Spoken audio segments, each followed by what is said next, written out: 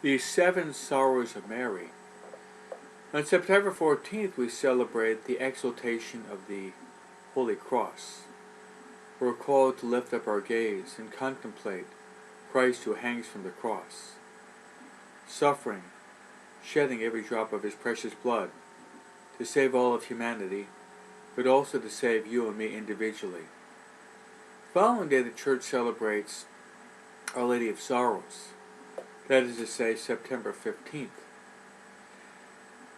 It's good practice to recall and meditate upon the sorrows of Mary, the seven sorrows of Mary.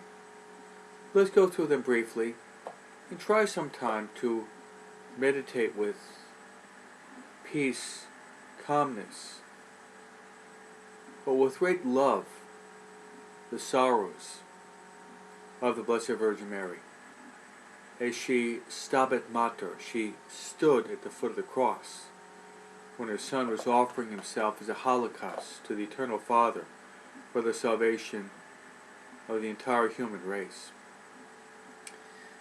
First sorrow of Mary is the prophecy of Simeon, when Mary had the little baby in her arms at 40 days. Simeon said, "And this child shall be a sign of contradiction, but through your heart a sword of sorrow will pierce, so that thoughts of many will be revealed." Second sorrow is when Mary and Joseph have to flee from the wicked king Herod to Egypt to save the child from being slaughtered at the hands of this wicked king. The third sorrow is when Jesus is 12 years old.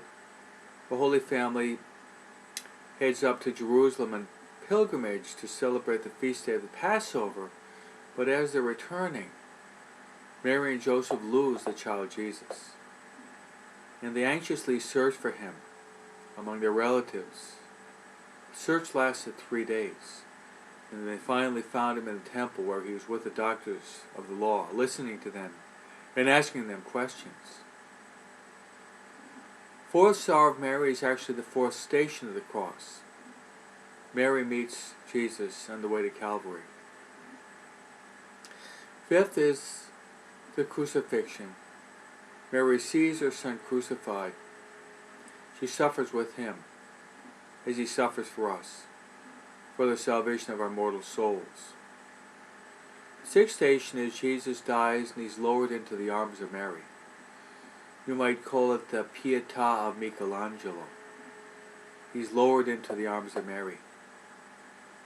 That same body that she tenderly caressed as a little baby is now just a gaping wound, mangled, totally disfigured because of the cruelty of men. And finally, the last sorrow of Mary is the separation of Mary and her Son. Jesus is buried in the tomb. With all this, we meditate on Mary's sorrows. We also meditate upon a great privilege that Mary has. She is the co-redemptrix. It means this: Jesus is the only Redeemer of mankind. He saved us. The word Jesus means Savior. But also God called Mary to collaborate with him in the redemption of the world. So let us contemplate Christ as well as Mary in their sufferings. They suffered to obey God, but also they suffered for love of you and for love of me.